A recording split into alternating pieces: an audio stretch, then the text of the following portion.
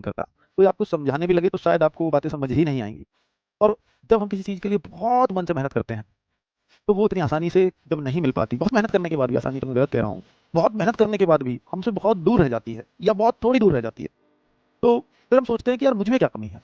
मतलब मेरे जैसा बंदा कांस्टेबल भी नहीं बन सकता, एक ग्रुप डी की पोस्ट भी नहीं ले सकता, तो हमारा हौसला भी शायद इतनी मेहनत करने के बाद शायद ऐसा आ जाता है, इतना धरातल पे आ जाता है, जिसको कभी उठने में भी मुझे लगता है कि अब आपको 1-2 महीने लगाना पड़ेगा। क्योंकि हम इतना सोच-सोच के अपने आप को परेशान कर दे रहे होते हैं, तो हमने अपना हौसले को बिल्कुल कुचल डाला हो जैसे। और ये बिल्कुल हकीकत बात है कि 1-2 महीने लगेंगे फिर आपको वापस आने में, अगर आप अपने आप को लगातार कुचले जा रहे हैं तो। क्योंकि सारा खेल आपके कॉन्फिडेंस का होता है। अगर आप देखेंगे ना, कई बार आप देखते होंगे, जब आप कोई चीज़ याद करने बैठे हुए हैं, जब आपका शांत दिमाग है, आपका खुश दिमाग है, तो आप कंसंट्रेशन बहुत अच्छे से कर पा रहे होते हैं और 1 घंटे में आप बहुत कुछ पढ़ ले रहे होते हैं। लेकिन जब आपका कंसंट्रेशन वीक है, आपके ऊपर जो एक प्रेशर है, आपने जो अपने हौसले को कुचला है, असफलता मिली है, एक दुःख है और आप पढ़ रहे हो, तो पता लगती है 4 घंटे में किताब पे बैठ लिया, लेकिन मैंने कुछ किया ही नहीं।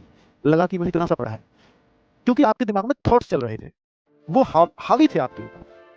क्योंकि आप पढ़ना देखिए, आपको भी पता है कि भई इस पढ़ने के अलावा मेरे पास दूसरा कोई ऑप्शन नहीं है।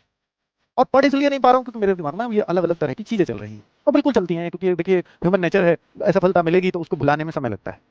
और तब ज़्यादा दिक्कत होती है जब हम ये सोच करके परेशान होते हैं कि मेरी मुझसे कितने लोगों को उम्मीदें थी और हम अपनी वजह से परेशान नहीं होते। अगर देखोगे ना, कभी भी कोई भी बच्चा अपनी वजह से परेशान नहीं होता, वो दूसरों की एक्सपेक्टेशंस को लेकर के बहुत परेशान रहता है कि मेरी मम्मी को मैंने बहुत बोला था कि इस बार मैं सेलेक्ट हो जाऊंगा, बस इतना सा वेट और कर लो, इस बार तो मेरी वर्दी पक्की है। मैंने अपने घर वालों को विश्वास दिलाया था।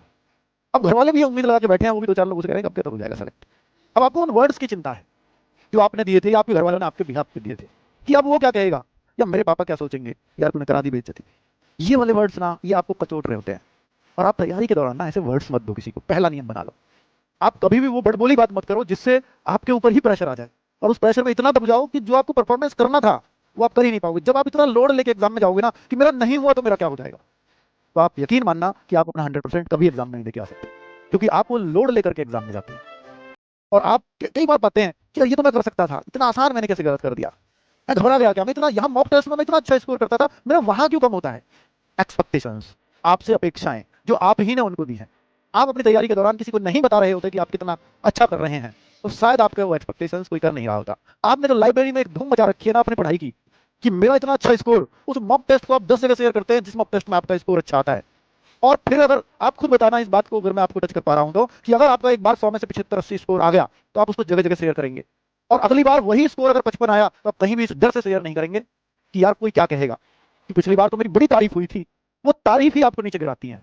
तैयारी के दौरान अगर किसी बच्चे की तारीफ हो रही हो ना, तो वो बच्चे को इतना ओवर कॉन्फिडेंट ले जाती है, ओवर कॉन्फिडेंस में ले जाती है कि अब वो उसका जब भी कम स्कोर आ रहा है, अब वो ऐसा भी कोशिश कर रहा है, या तो छुपा रहा है या किसी को गलत बता रहा है। वहीं से ये एक वो पैदा हो जाती है झूठ बोलने की प्रवृत्ति और गलत मार्क्स बताने की प्रवृत्ति, टेस्ट मॉक टेस्ट में चीटिंग करने की प्रवृत्ति वहीं से पैदा होती है, ताकि जो वाहवाही एक बार हुई उससे बड़ा मजा आया और वही बार बार रहे, ऐसा हम चाहते हैं। ये प्रवृत्ति है, आप इससे छूते नहीं हो, ये सही बात है, लेकिन आप पहली बार में खुद को रोको और उस तारीफ से कभी बहुत खुश मत होगा, उसको अंदर मत जाने दो अपने, जो आपकी मॉक टेस्ट में अच्छे नंबर लाने से हुई है।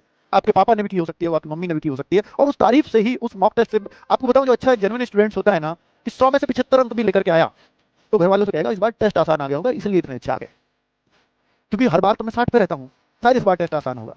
और जो थोड़ा सा ये चाहता है कि जो मतलब सेलेक्ट नहीं होने की मानसिकता, और ये चाहता है कि नहीं मुझे तुरंत तारीफ चाहिए इसकी 75 आया, तो अपने घर वालों को बढ़ चढ़ के बताएगा कि अब मेरा लेवल ये हो गया है, अब तो मैं पेपर को उधेड़ दूंगा, अब मैं मॉक टेस्ट में देखता हूँ कैसे 75 से कम लेके आऊंगा, अब मैं हर मॉक टेस्ट में शानदार स्कोर करूंगा। ऐसे भाई आप खुद से कहिए, किसी और से नहीं। किसी और से कहोगे तो फिर नुकसान होगा, आपसे अपेक्षाएं बढ़ेंगी और वो अपेक्षाएं आपको असफल कराएंगी। और असफल हो जाओ कोई बड़ी बात नहीं है। गवर्नमेंट एग्जाम में जब आप तैयारी करते हैं तो 0.5% का सिलेक्शन रेशो रहता है, 99.5% को बाहर ही आना पड़ता है। वो कोई बड़ी बात नहीं है कि आप असफल हुए, और कई जगह तो 99.7% भी असफल होते हैं, 0.3% ही रेशो है सफल होने का। वो बड़ी बात नहीं, क्योंकि वो तो इतने परसेंटेज में हो रहे हैं। बड़ी बात यह है कि आपने कितनी उम्मीदें उनको दे दी हैं, और उन उम्मीदों की वजह से जो आपको दुख हो रहा है, ये सोच सोच कर कि वो क्या सोचेगा, उनसे क्या बोलूंगा, इसलिए ज्यादा दुख होता है। कभी भी इसलिए दुख नहीं हुआ मेरा सिलेक्शन नहीं हुआ, इसलिए किसी को दुख नहीं होता।